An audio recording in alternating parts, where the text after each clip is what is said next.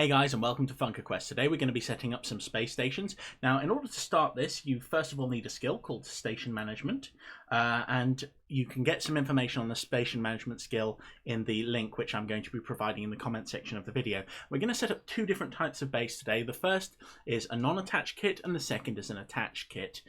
You can do a little bit more with attached kits, but we're just going to keep things simple for today. So first of all, once we've got the Station Management skill, we're going to go to the trade section, and we're going to go to the base section like so, and we're going to pick up a loaded station kit 1. There we go. Okay, where are we? We're going to buy that one like so. We're going to undock, and then we're just going to fly out like so and find a nice little place to plant the station kit. So where are we? We're going to hit this one, we're going to double click, and we have a space station. Super Space Station. Now we can name it. We can set a description. I own this.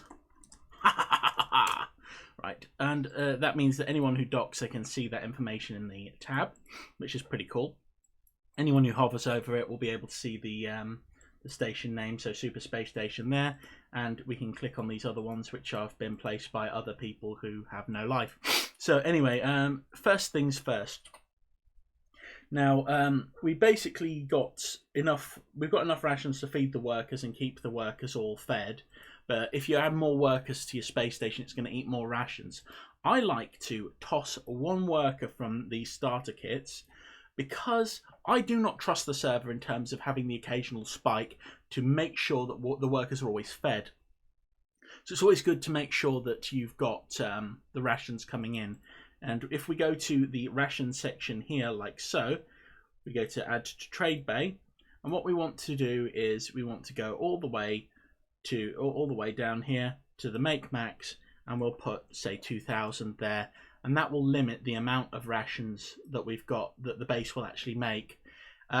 We can also, let's go to the trade bay again, sell max, we keep, say for example, 50 rations on board, and click OK. We don't want the base to buy any rations, so if we click OK like that, basically what's happened is it's going to add a commodity, and when the rations start going up, we'll make a little bit of income from the rations every now and then. We'll get about 1 ration an hour.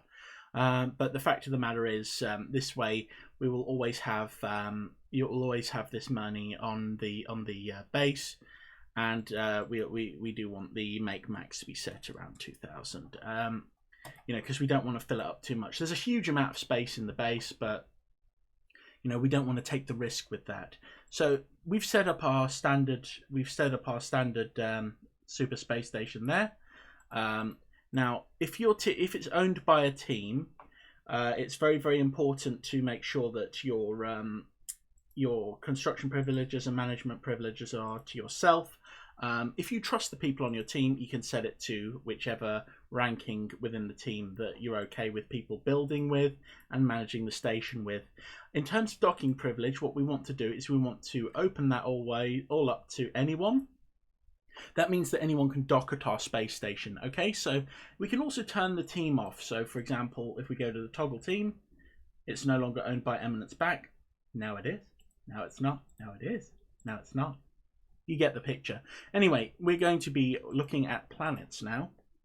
So what we're going to do is we've got to go to the trade section, and we want to go to the item section here, and we want a newbie planet scanner because we're a newbie. Well, I'm a newbie, and now one of the things about the planet scanner is you need to drag it up to your bar up here.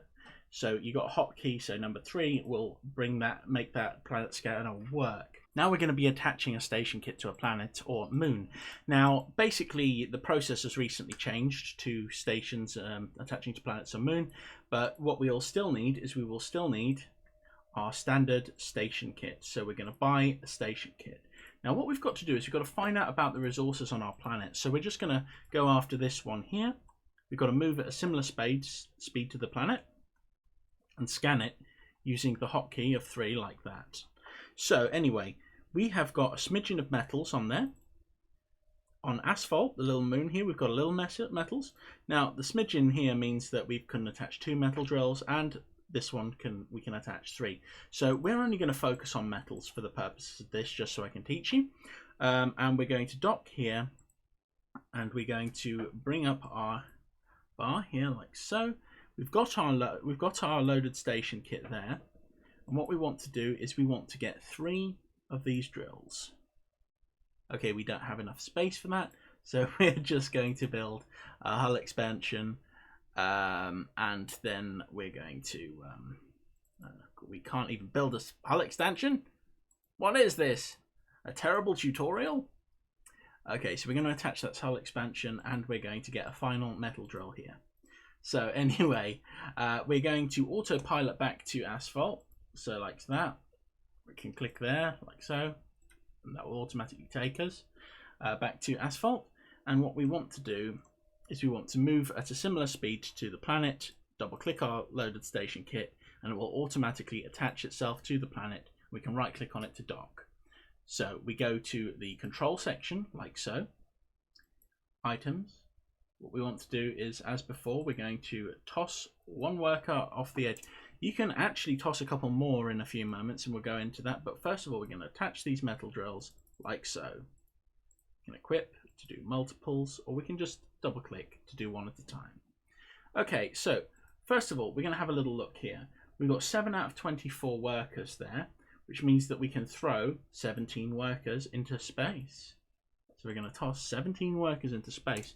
That means that the base is automatically going to be creating rations. So we go, and we add these to the trade bay.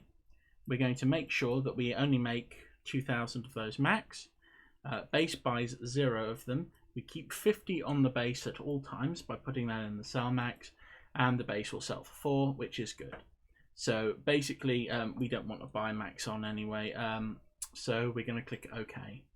And that way, the base is going to sell rations once it gets to a certain amount. Now also, we can right click on the metals, add these to trade bay, and what we will do is we will just hit 0, we don't want to buy any, hit 0, we don't want to buy any, and what we want to do is we want to set a maximum of 3,000 for the metals. Now the reason behind this, and the reason I've set these maximums like so, we can also equip our lasers if possible. Oh, we need an extra worker to equip that. I'm not going to bother with it for the moment. So anyway, maybe I shouldn't have hastily thrown them into space. Anyway, I can just unequip one of the metal drills just to show you equip the laser as well. Make sure that the base can protect itself. Okay, so what's happening now is we can buy the metals as they're coming out, and your base can make money. You can always set a better amount of money to buy, but that's kind of how you set up your tabs. Make it very, very simple. Anyway, so is there anything else that I can add that will be interesting? All right, the reason I've added the limits is that once your station cargo hold reaches its maximum, it has a maximum currently of just over 5,000, maybe around 6,000 with station gear. Oh no, they don't take up that much. So call it 5,000 space is going to be taken up at maximum by the rations, and there's 3,000 from the metals. So that means that you're only going to get around 5,000, just over 5,000 is going to get full up at maximum. Now the reason we put limits on it is because if we don't put limits on it, what will happen is eventually the metals will build up, and we'll hit a point at which we cannot make rations anymore. This will result in workers going absolutely mental and having a go at you, throwing stuff off the space station and generally creating chaos. And that's something we don't want on our space stations, because chaos is generally a bad thing. Anyway, I hope this has been helpful to you. Information on how we got our station management skill here. 1 second. Our station management skill will be in the information section and in the comments for the video. I hope that's been helpful. Have a lovely day. Bye.